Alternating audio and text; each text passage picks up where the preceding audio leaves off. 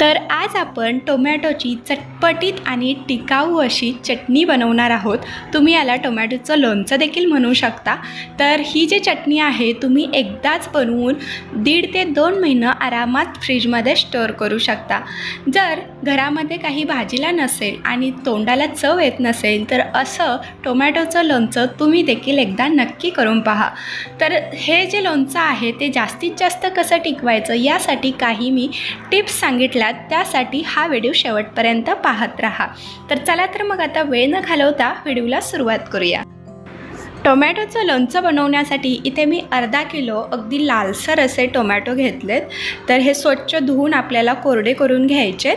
आता आपण हे कट करून घेऊया। तर सुरुवातीला याचा देठाकडचा भाग कट करून घ्यायचा आणि अगदी मोठ्या मोठ्या त्याच्या फोडी आपण करून घेणार आहोत। तर हे जे टोमॅटो आहे ते आपण मिक्सरमध्येच बारीक करणार आहोत, त्यामुळे अगदी मोठं चिरलं तरी देखील चालेल। तर इथे मी सगळे टोमॅटो कट करून घेतलेत। तर आता हे जे टोमॅटो कट केलेले आहे ते आपण एका मिक्सरच्या भांड्यामध्ये घालू। त्याचबरोबर यामध्ये आपल्याला अगदी थोडीशी चिंच घालायचे। तर आता हे आपण मिक्सरला फिरवून घेऊ। जास्त बारीक याची प्युरी नाही करायची, अगदी जाडसरच हे आपल्याला बारीक करून घ्यायचं आहे। तर इथे मी टोमॅटो बारीक करून घेतलेला आहे, तुम्ही बघू शकता याचं टेक्स्चर। तर असंच आपल्याला याचं टेक्स्चर हवं आहे। अगदी मिक्सर चालू बंद करतच मी हे मिक्सरला फिरवून घेतलं, यापेक्षा जास्त बारीक याची प्युरी नाही करायची। तर आता एका खलबत्त्यामध्ये आपल्याला अर्धा चमचा मेथीदाणे घालायचे आणि हे जे मेथीदाणे आहे ते आपण चांगले कुटून घेणार आहोत। अगदी जाडसरच कुटायचं, जास्त बारीक करायची गरज नाही। तर इथे बघा हे जे मेथीदाणे आहेत मी बारीक करून घेतलेले आहेत। तर आता आपण याच खलबत्त्यामध्ये एक 7 ते 8 लसणाच्या पाकळ्या घालू आणि हा लसूण जो आहे तो देखील आपण अगदी ओबडधोबड ठेचून घ्यायचं आहे, जास्त बारीक नाही करायचा। तर असं ओबडधोबड लसूण ठेचून घेतला की काय होतं, जेव्हा आपण चटणी खाऊ तेव्हा त्याची क्रंच दाताखाली आले की खूप छान लागतं।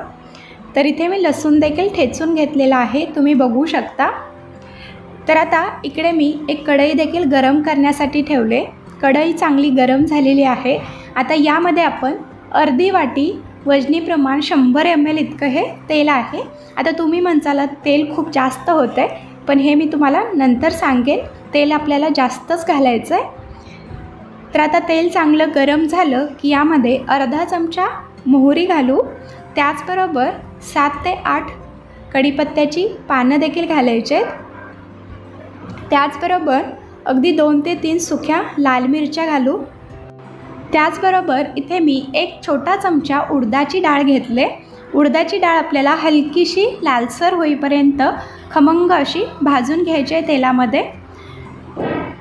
तर उडदाची डाळ घातल्याने चटणीमध्ये छान असा फ्लेवर येतो आणि चटणी चवीला खूप छान लागते। तर हे बघा हलकासा रंग बदलला गेला आहे डाळीचा। आता लगेचच आपण या फोडणीमध्ये जे बारीक करून घेतलेली मेथीदाणे होते ते घालू।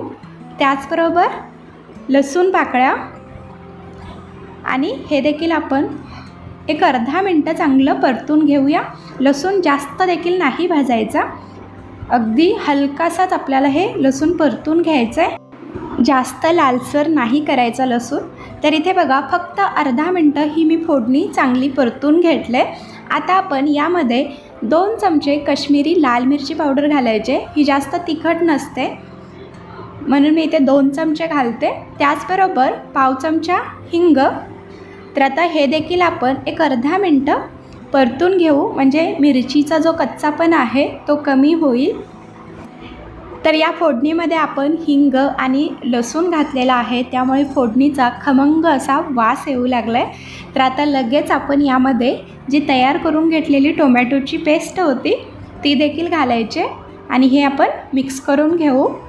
तर आता हे तुम्हाला जास्त पातळ वाटत असेल, पण जसं हे आपण शिजवून घेऊ तसं हे घट्टसर होत जातं आणि टोमॅटोमधलं जे काही पाणी असतं ते पूर्णपणे कमी होतं।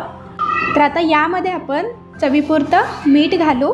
मीठ आपल्याला थोडंसं जास्तच घालायचं आहे, कारण इथे आपण टोमॅटोचं लोणचं बनवतो आहे आणि लोणच्यामध्ये जर थोडंसं मीठ जास्त घातलं की लोणचं जे आहे ते अगदी जास्तीत जास्त दिवस छान असं टिकतं। तर हे एकदा आपण मिक्स करून घेऊ।